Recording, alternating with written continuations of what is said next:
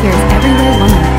Welcome back to Women in the Media. Ladies, this week California made history by having two lesbians compete in the Miss California Pageant. What are your thoughts on that? Well, I think it was probably either one of two things. I think it's great, by the way, but I think it was either PR for the pageant or possibly it was some of the higher-ups had that agenda that they really wanted to promote, you know, diversity of lifestyle, etc. And I think it's a positive thing. I'm glad. I would love for one of them to have won, frankly. Well, and do we know that, you know, that there haven't been other lesbians well, who that was competed what in the I was past? thinking too. Is that now a criteria for, you know, when you fill out your application or your biography or anything, you have to put in quotations what you are, you know, experimented in college, but is now heterosexual. Well, I think, you know, I think in pageants, you know, there's always been this idea that you have to really conform to this mold, and so this opens it up where, okay, I can be public about being a lesbian. I'm sure there have been lesbians before that have been in the pageants, but they couldn't say that, or they would definitely not win the competition. But why is sexuality even an issue? Well, it's a pageant, though, so it is all, I mean,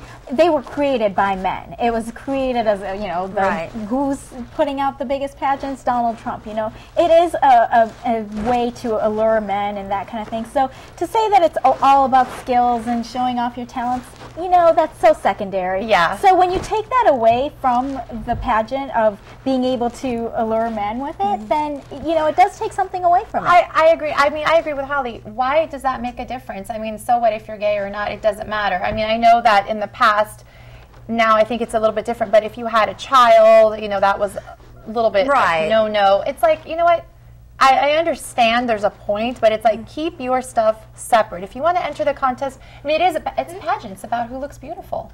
It's not just about beauty. I don't agree. I think you're a role model. I don't have a problem with pageants. In fact, I was in a couple pageants when I was younger. Didn't win, but I was in a couple of pageants. And I think, you know, what's always been, it's like you've got to answer the question properly, whatever's politically correct. You can't really have your real opinion out there. Of course not. Look what happened to And now former. maybe that's changing. Maybe you're able to be more who you are and get accepted. And this is one step in that direction. But wait a minute, is that still called a pageant? I mean, if we're changing the whole platform, are we still calling it a pageant? But there's competition there in you know, talent sometimes. There's personality questions. There's, you know, all sorts of. It's supposed to be a well-rounded. Exactly. It's not just how you look. You know, what your face looks like. But I just don't see see where sexuality is relevant unless you ask a question and give your opinion and which the former Miss California did, and she was, I mean, all hell and that started, I think, the whole. Kind of, I mean, it's a little bit ridiculous. But it's two-sided. But I agree with Charlotte. You know, to open it up, you know what? She wasn't kicked out because of her opinion necessarily. Right. But it was a backlash. But yes, I mean, that's true. Back to this point, I don't care. The point is, if you're going to leave it open, then let's all talk about our issues and everything else. And if you're you're good at math. Thank you very much, ladies. That was a really interesting topic. Thank you for joining us. If you'd like to email us, we're at everywaywoman.com. We'll be right back.